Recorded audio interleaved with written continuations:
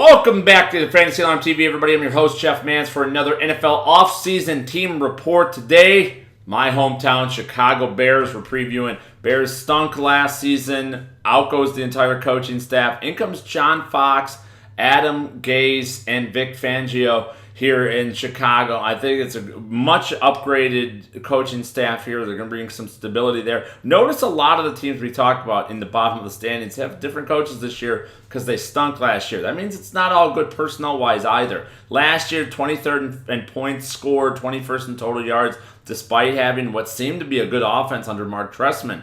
Didn't perform nearly as well. The defense was abysmal, finishing 26th in both giveaways.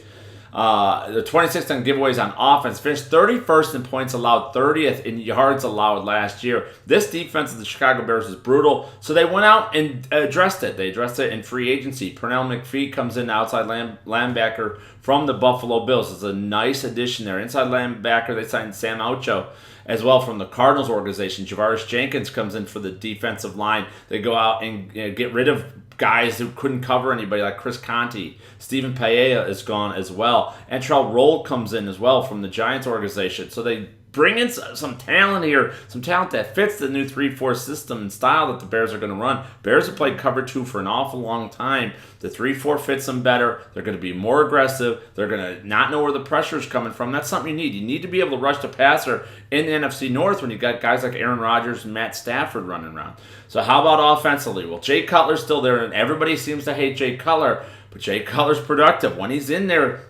he's a top 12 fantasy quarterback. It's just the facts, folks. I know people don't like his demeanor. I know you don't like his stupid face. You don't like my stupid face either. But listen, I know what the hell I'm talking about. Jay Cutler knows what he's doing as well. You got Alshon Jeffrey out there that draft Kevin White 7th overall. This is a guy who's going to be a bona fide playmaker. Kevin White is the real deal. He's the eye of the tiger is what you call it. This is not going to be one of those early round bust out wide receivers. Now, is he going to produce at a high level in year one? That's too much of a risk for me in the early rounds. If you could somehow get him in the middle 6th to 9th round, that's ideally where you want to take a massive upside guy like Kevin White. But Alshon Jeffrey's here. Still got Matt Forte. I'm not on Matt Forte as much this year. He was on the cover of our Fantasy Alarm draft guide last year. It's a different offensive system. He's going to be 30 at the end of the year. There's a massive amount of touches that Matt Forte has ran up as well. He ranks 41st in career touches. Career touches all time in the NFL. That's a lot of touches for a guy